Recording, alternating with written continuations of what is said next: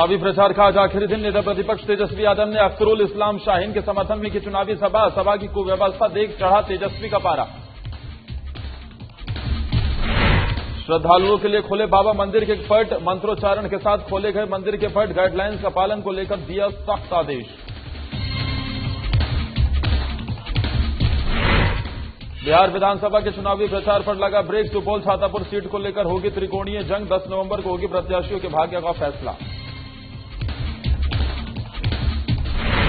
और देश में हो रहे दुष्कर्म यौन शोषण पर कांग्रेस ने जताया विरोध, हाथरस मामले में कांग्रेस एक दिवसीय धरने पर राज्य और केंद्र सरकार का किया घेराव।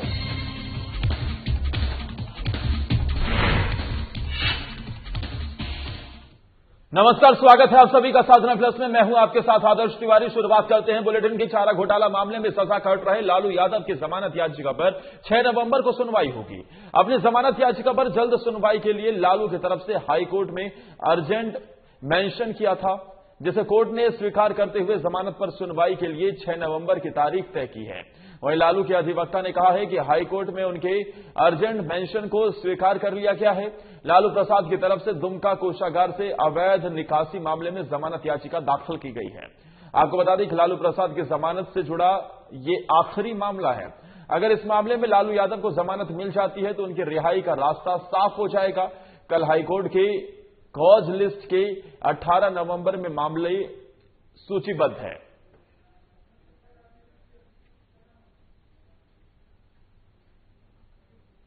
RC 3896 का अपील की सुनवाई कल होगी। कल वो माननीय उच्च न्यायालय के लिस्ट पर जो है सूचीबद्ध है ये केस।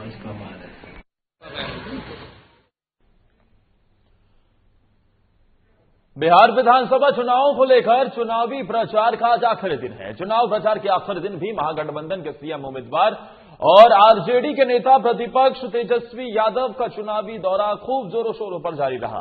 बता दें कि तेजस्वी यादव आज चुनावी सभा को संबोधित करने के लिए समस्तीपुर पहुंचे, जहां उन्होंने हाउसिंग बोर्ड मैदान में अख्तरुल इस्लाम शाहीन के समर्थन में चुनावी सभा को संबोधित किया। सभा में मंच की कुव्यवस्था को देखकर उनका पारा 7वें आसमान पर पहुंच गया, जिसके बाद काफी नाराज हो गए। वहीं जब तेजस्वी अपनी बात लोगों तक नहीं पहुंचा पाए तो भीड़ से मुखातिब होकर अपना हाथ उठाकर विक्ट्री साइन दिखाया और बिना भाषण दिए शाहीन को जिताने की अपील करते हुए सीधे हेलीकॉप्टर पर बैठ गए। हैरत की बात यह रही कि स्थानीय आरजेडी प्रत्याशी और प्रदेश प्रवक्ता अख्तरुल इस्लाम शाहीन भी मंच पर तब पहुंचे जब तेजस्वी हेलीकॉप्टर में बैठ वहां से रवाना हो गए। बता दें कि इसी चुनावी कैंपेन में पहली बार तेजस्वी यादव कुव्यवस्था को लेकर पार्टी नेताओं के प्रति इतने गुस्से में दिखाई दिए। चुनाव प्रचार के आखिरी दिन तेजस्वी को देखने और सुनने के लिए काफी संख्या में लोग मौजूद रहे।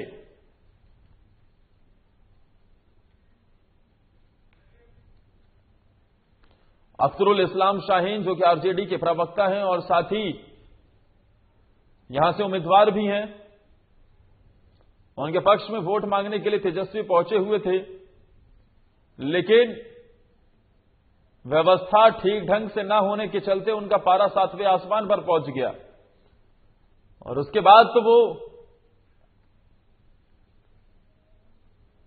कुछ सुनने को तैयार ही नहीं हुए और विक्ट्री का साइन दिखाते हुए वो सीधा हेलीकॉप्टर में बैठकर आगे के लिए रवाना हो गए। और जिस उम्मीदवार के लिए वो वोट मांगने के लिए पहुंचे थे, वो उम्मीदवार भी तब पहुंचे जब तेजस्वी हेलीकॉप्टर में बैठ चुके थे।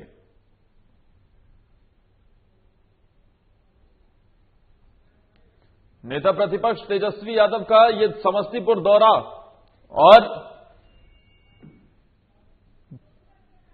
जब चुनावी पारा 7वें आसमान पर है तो तेजस्वी का पारा भी 7वें आसमान से नीचे नहीं है।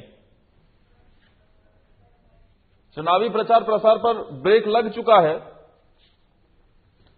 लेकिन नेता प्रतिपक्ष तेजस्वी यादव समस्तीपुर में चुनावी सभा करने पहुंचे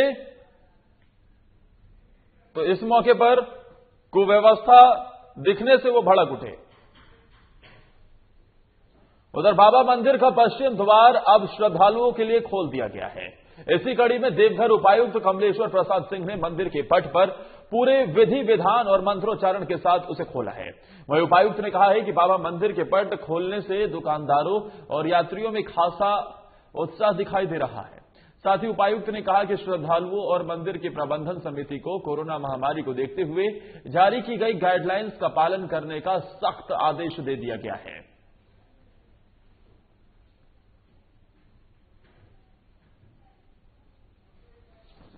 पालन करते हुए सबके जीवन को भी देखना है कि वो कैसे खा पी सके, अपना जीवन यापन कैसे कर सके, क्योंकि डिफरेंट गेट्स है और वो अगर खुले रहेंगे तो अगर यात्री उससे आते जाते हैं तो उधर के जो दुकानदार हैं उनकी भी रोजी रोटी चलेगी।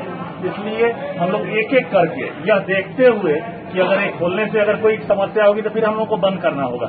इसलिए आप लोगों की भी जवाबदेही होगी कि आप लोग खुद भी आप लोगों में से किन्हीं ने अभी मास्क नहीं लगाया, लेकिन मास्क लगाएं और दूसरे जो लोग भी आते जाते हैं उनको मास्क लगवा के और शांतिपूर्वक, क्योंकि फिर हो हल्ला होगा, हमारे पत्रकार बंधु फिर फोटो टांग देंगे पेपर में और फिर हम लोगों की समस्या होगी, हम लोग फिर बंद करने के लिए राजी हो जाएंगे।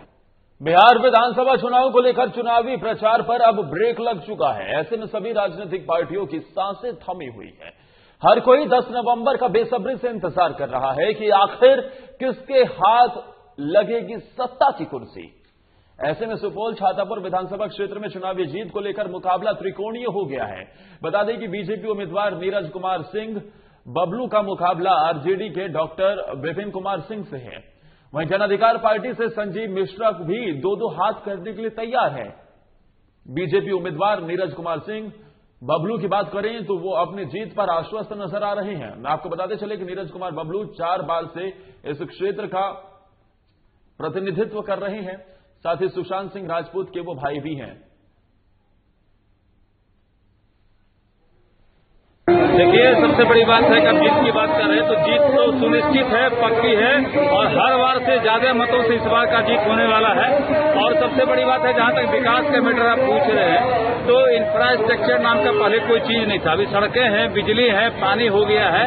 अब आगे हम लोगों का सबसे मुख्य रूप से फोकस रहेगा हमारी सरकार का कि हेल्थ और एजुकेशन और सुशासन, ये तीनों चीजों पर लगातार फोकस होगा ताकि इस इलाके में जो बेरोजगार लोग हैं बेरोजगारी दूर की जाएगी और बेरोजगारों पर काफी फोकस रहेगा। हर हाल में यहाँ पर सुशासन व्यवस्थित किया जाएगा। यहाँ रुक रहे छोटे से ब्रेक के लिए फौरन हाजिर होते हैं कुछ और खबरों के साथ।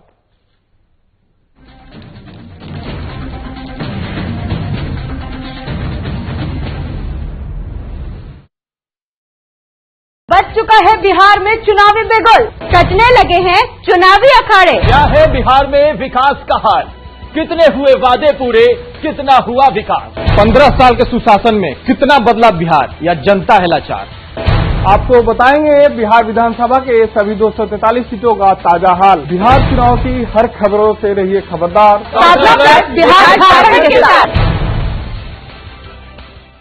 बिहार विधानसभा चुनाव को लेकर आपराधिक मामलों के बारे में घोषणा। उम्मीदवार का नाम प्रभाष कुमार, विधानसभा क्षेत्र का नाम बिहारीगंज विधानसभा 71, पता रामपुर, वार्ड नंबर 8, थाना मुरलीगंज, जिला मधेपुरा, राज्य बिहार। पिता का नाम कुलेश्वर यादव, कांड संख्या 205/15, धारा 420, 406, 467, 468, 471/34 आईपीसी। कांड संख्या 539/18, धारा 420, 406, 34 आईपीसी।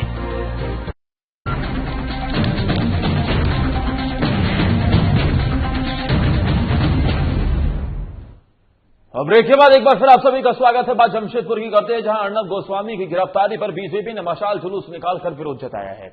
बता दें कि रिपब्लिक टीवी के editor in chief Arnab Goswami की गिरफ्तारी के विरोध में बीजेपी कार्यकर्ताओं ने मशाल जुलूस निकालकर विरोध जताया है और महाराष्ट्र सरकार के खिलाफ जमकर नारेबाजी भी की है। इस दौरान मशाल जुलूस बीजेपी कार्यालय से साक्षी गोल चक्कर तक निकाला गया। मौके पर बीजेपी महानगर जिला अध्यक्ष गुंजन यादव ने कहा कि मीडिया देश का चौथा स्तंभ है।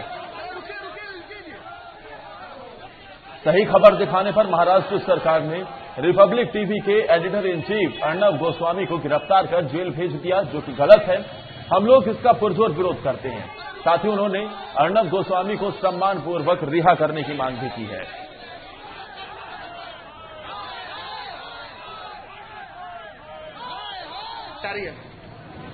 देखिए, महाराष्ट्र सरकार हम अपने आप बात कर गई है और सबसे पहले तो बोलना चाहती हूँ कि जिस मीडिया के कारण पूरे देश में जब जारी होता है, विदेशों के लोग जानते हैं, मीडिया अफवाह सब कड़वा लगती है। आज अर्नब गोस्वामी के साथ में जब सच्चाई पर उन्होंने बात को रखी है तो उनके साथ में और कोई मुद्दा नहीं है। अब उनको घर से इज्जत करके अब उनकी पत्नी उनकी बेटी के साथ में जो उन्होंने सलूक किया, इस पर हमारे भारतीय जनता पार्टी के सभी सदस्य और पदाधिकारीगण या पूरे झारखंड के लोग ही नहीं, पूरे देश के लोग मांग करते हैं कि ऐसी सरकार को तुरंत बैठ जानी चाहिए। देखिए, मीडिया लोकतंत्र का चौथा स्तंभ है, लोकतंत्र की पहरी है और सत्य खबर को प्रकाशित करती है। देश भर के खबरों को आम जनमानस तक पहुंचाने का मीडिया एक माध्यम है। रिपब्लिक टीवी के एडिटर अर्नब गोस्वामी भी अपना कर्तव्य कर रहे थे, परंतु कांग्रेस समर्पित सरकार, सोनिया गांधी जी के आशीर्वाद से चलने वाली महाराष्ट्र सरकार, उद्धव सरकार ने काफी घिनौना काम किया है। रिपब्लिक टीवी एक बड़े मीडिया घराने के मुख्य एडिटर को एक अपराधी, एक उग्रवादी की तरह घर से उनके परिवार के सामने काफी बेइज्जत करके उनको गिरफ्तार करने का काम किया है। भारतीय जनता पार्टी उनकी गिरफ्तारी का विरोध करती है। खबर राजधानी रांची से है, जहां प्रदेश कांग्रेस ने देश में लगातार हो रही दलितों के ऊपर दुष्कर्म, यौन शोषण और अपराधों का विरोध जताया है। बता दें कि कांग्रेस ने केंद्र सरकार के विरोध में आज रांची के मोराबादी में महिला और दलित उत्पीड़न दिवस के रूप में 1 दिवसीय धरना दिया है।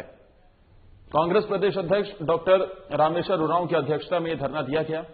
इस दौरान कांग्रेस के नेता और कार्यकर्ताओं ने केंद्र के खिलाफ जमकर नारेबाजी की है।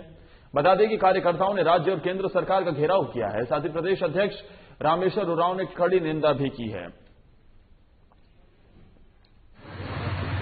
देश में जो घटनाएं हो रही हैं, अनुसूचित जातियों के साथ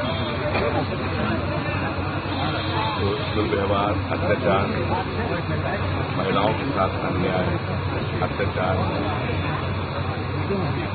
जितनी घटनाएं घट रही हैं, उसी के विरोध में कांग्रेस पार्टी आज इस तरह की घटना पूरे देश के राज्य मुख्यालय में कर रही है।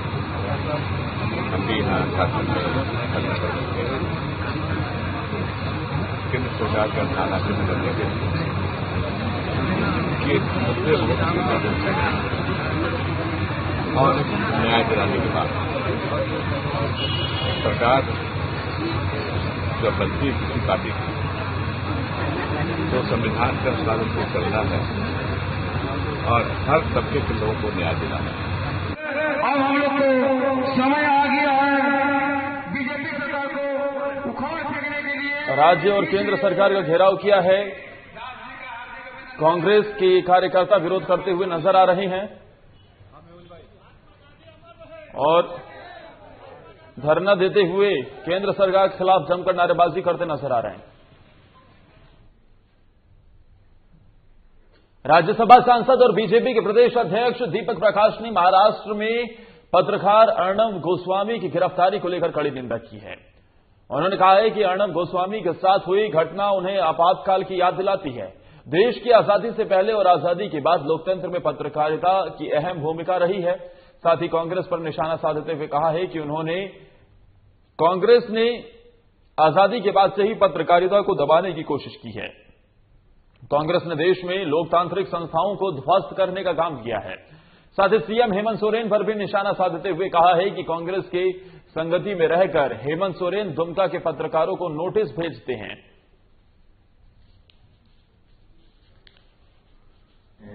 ये देश का इतिहास और कांग्रेस का इतिहास दोनों बताता है। इसलिए भारतीय जनता पार्टी अर्नब गोस्वामी की घटना को बहुत ही गंभीरता से लिया है। पूरे प्रदेश में, देश में हम लोगों ने कई कार्यक्रमों का आयोजन किया। अर्नब गोस्वामी व्यक्ति के रूप में हम लोगों के साथ साथ लोकतंत्र के प्रहरी पत्रकार पर हमले हुए। और यहां रुक रहे हैं एक और छोटे से ब्रेक के लिए, कुछ और खबरों के साथ फौरन हाजिर होते हैं।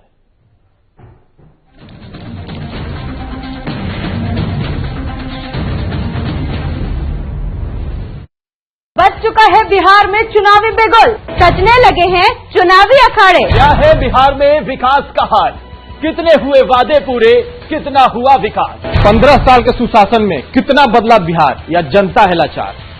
आपको बताएंगे बिहार विधानसभा के सभी 243 सीटों का ताजा हाल। बिहार चुनाव की हर खबरों से रहिए खबरदार। बिहार के साथ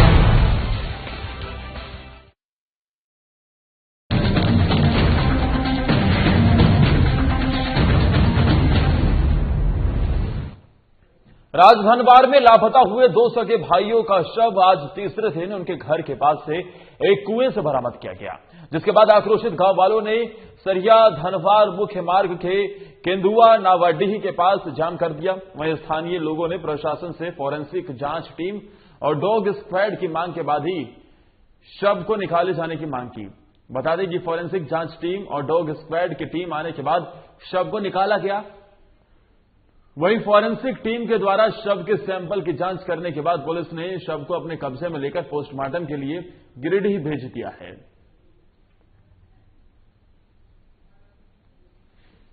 दिया गया है, जैसा होगा निश्चित रूप से कार्रवाई की जाएगी। परिजन हत्या का आशंका जताया, हत्या की अगर आशंका होगी तो पोस्टमार्टम से निश्चित रूप से क्लियर होगा, एफएसएल से भी क्लियर हो जाएगा। तो जांच जो संभव है वो कर दिया गया है और पोस्टमार्टम के बाद स्थिति जो भी होगी इन्वेस्टिगेशन के बाद पुलिस अपनी जांच कर लेगी। लापता 2 बच्चे का शव कुएं मिला है सर, इसके बारे में जरा। ये जो दोनों बच्चा का जिस तरह से कुएं में शव मिला है ये बहुत ही दर्दनाक और खास करके मतलब जो है सो मानवता को एकदम शर्मसार कर दिया है और हम इसकी उच्च स्तरीय जांच की मांग करते हैं। और अभी जितने तरह के जो नमूना लिया गया है, आप कहिए कि साइंटिस्ट से लेकर के कुत्ता डॉग को भी मंगाया गया है, लेकिन उसके बाद भी हम लोग चाहते हैं कि इसकी गहरी जांच हो और इस परिवार को इंसाफ मिले। यदि इस मामले में पुलिस के द्वारा तत्परता नहीं दिखाई गई तो हम लोग इस मामले में चुप नहीं बैठेंगे। भागलपुर अखिल भारतीय विद्यार्थी परिषद द्वारा स्थानीय खलीफाबाग चौक में अर्नब गोस्वामी की गिरफ्तारी के विरोध में महाराष्ट्र के मुख्यमंत्री उद्धव ठाकरे का पुतला दहन किया गया। छात्रों द्वारा खलीफाबाग चौक पर महाराष्ट्र सरकार और उद्धव ठाकरे के खिलाफ जमकर नारेबाजी की गई। अखिल भारतीय विद्यार्थी परिषद के प्रदेश सह मंत्री कुश पांडे ने कहा है कि लोकतंत्र के चौथे स्तंभ कहे जाने वाले मीडिया को इस तरह से गिरफ्तार करना काफी शर्मनाक है। महाराष्ट्र सरकार अविलंब उन्हें रिहा करे। महाराष्ट्र सरकार एक राष्ट्रवादी पत्रकार की आवाज को दबाना चाहती है जो कभी दबने वाली नहीं है। विद्यार्थी परिषद इस घटना की घोर निंदा करता है और सरकार से मांग करता है कि उन्हें अविलंब रिहा किया जाए।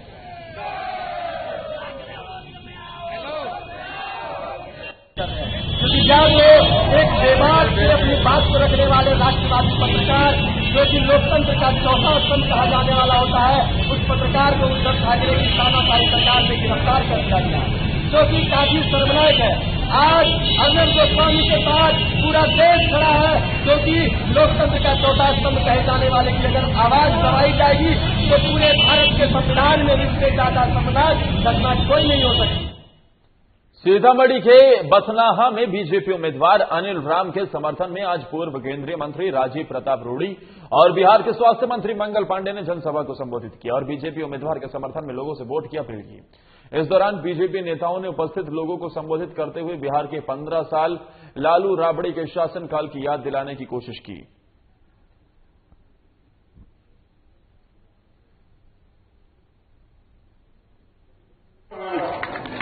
तो मिथिला की धरती पर आया हूं तो सबसे पहले मैथिली में हम अहाँ सबके गोर लगे छे, हम अहाँ सबके प्रणाम करै छी।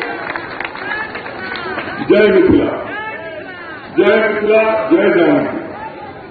और मेरे भाइयों बहनों, आज हम सब लोग यहां अपने छोटे भाई इंजीनियर अनिल राम जी के लिए वोट मांगने आए हैं। पिछले 60 साल से जम्मू कश्मीर को भारत का हिस्सा बनाए रखने के लिए अपना खून बहा रहा था, उसी को भारतीय जनता पार्टी और देश के प्रधानमंत्री ने अपने साथ किया। नहीं समझिए, लोग कहता है 370, अरे 370 तो हो गया जहां खूबसूरती में पहाड़ और बर्फ है, झरना है, नदी है, वादियां हैं। चुनाव लड़ जीतेगा पेपर हम लोग सब चलेंगे कश्मीर से। खबर हजारीबाग से है, जहां पुलिस ने भारी मात्रा में ब्राउन शुगर को बरामद किया है। आपको बता दें कि वाहन चेकिंग के दौरान पुलिस ने एक व्यक्ति को गिरफ्तार किया है। साथ ही पुलिस ने युवक के पास से भारी मात्रा में ब्राउन शुगर भी बरामद की है और गिरफ्तार अपराधी को जेल भी भेज दिया गया है। वहीं मामले के बारे में थाना प्रभारी रोहित कुमार ने बताया कि पुलिस अवैध तस्करी को लेकर लगातार चेकिंग अभियान चला रही है। साथ ही प्रभारी ने बताया कि वरिष्ठ पदाधिकारी के निर्देश पर यह जांच अभियान चलाया गया था।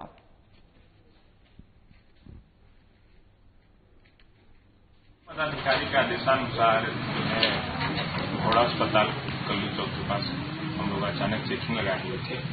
चेकिंग के दौरान एक संदिग्ध लड़का बरामद किया गया, जिसके पास से अल्प मात्रा में जो है हीरोइन ब्राउन शुगर बरामद किया गया, जिसके आधार पर कांड संख्या अंकित कर उसको जो है कल जेल भेजा गया। और वही पदाधिकारी का आदेश है कि जो है आसपास में नशाखोरी के विरुद्ध अभियान चलाया जाए। बीसीसीएल की एना क्वालियरी के आरके ट्रांसपोर्ट आउटसोर्सिंग में एक हादसे में एक मजदूर की मौत हो गई। बता दें कि एक बोलेरो पर 5 लोग सवार होकर जा रहे थे। इसी दौरान टायर ब्लास्ट होने के चलते बोलेरो गाड़ी अनियंत्रित हो गई और दूसरे वाहन में जा घुसी, जिसकी वजह से घटनास्थल पर ही गाड़ी में सवार एक मजदूर की मौत हो गई, जबकि 4 लोग गंभीर रूप से घायल हैं। फिलहाल सभी घायलों का इलाज अस्पताल में चल रहा है।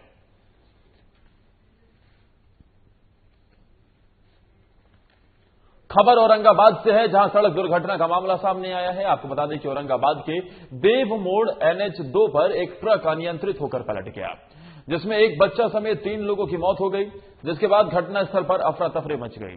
वहीं मौके पर मौजूद लोगों ने मामले की जानकारी स्थानीय पुलिस को दी। घटना की सूचना मिलते ही पुलिस घटनास्थल पर पहुंची। मृतकों के शवों के पोस्टमार्टम के लिए उन्हें भेज दिया गया है। मामले के बारे में सदर SDPO अनूप कुमार ने बताया कि ट्रक अनियंत्रित होने की वजह से सड़क दुर्घटना हुआ है। जहानाबाद विष्णुगंज OP के कन्हैया बेगहा गांव में फागु नदी में बने बैराज के पानी में डूबने से एक 35 साल के युवक की मौत हो गई। मृतक का नाम संतोष कुमार, पिता बोटाई केवट, जो पास के ही कन्हैया बेगहा गांव का रहने वाला बताया जाता है। मिली जानकारी के मुताबिक संतोष कुमार कल मछली मारने के लिए फागु नदी बैराज में गया था, तभी अचानक पैर फिसल गया और वो गहरे पानी में जा गया। वहीं आज उसका शव नदी में मृत अवस्था में पाया गया। इधर घटना की सूचना मिलते ही पुलिस मौके पर पहुंचकर शव को कब्जे में लेकर सदर अस्पताल पोस्टमार्टम के लिए भेज दिया गया है।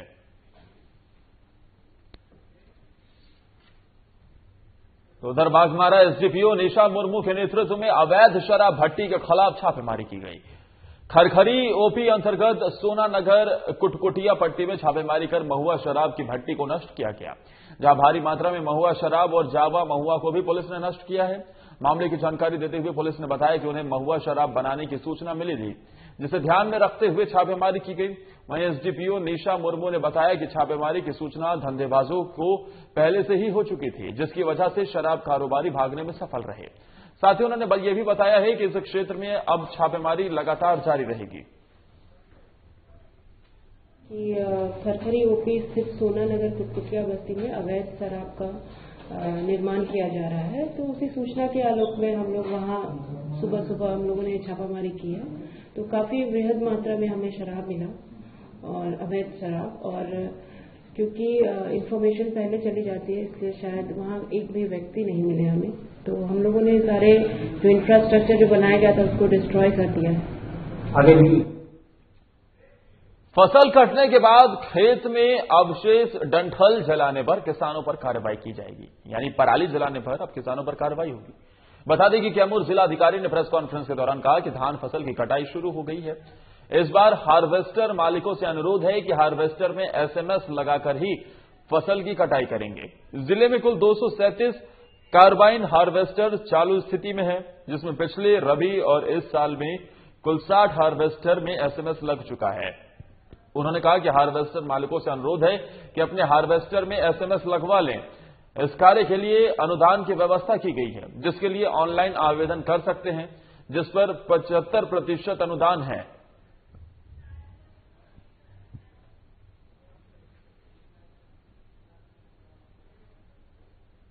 सभी अवगत हैं कि धान का फसल अब तैयार हो चुकी है और उस लोग कभी काटने का काम उसको शुरू कर दिए हैं। कई जगहों पे हमने देखा है कि लोग मैनुअल हाथ से कटाई कर रहे हैं। ये बहुत खुशी की बात है कि हमारे मजदूर बंधुओं को भी रोजगार मिल रहा है, लेकिन कई जगह लोग मशीन पे डिपेंडेंट हैं। छोटी मशीन हार्वेस्टर मशीन है, वो हाईली कंफर्टेबल है, वो जड़ से उसको काटती है, कहीं कोई इशू नहीं है। इसी के साथ इस बुलेटिन में फिलहाल के लिए इतना ही। नमस्कार।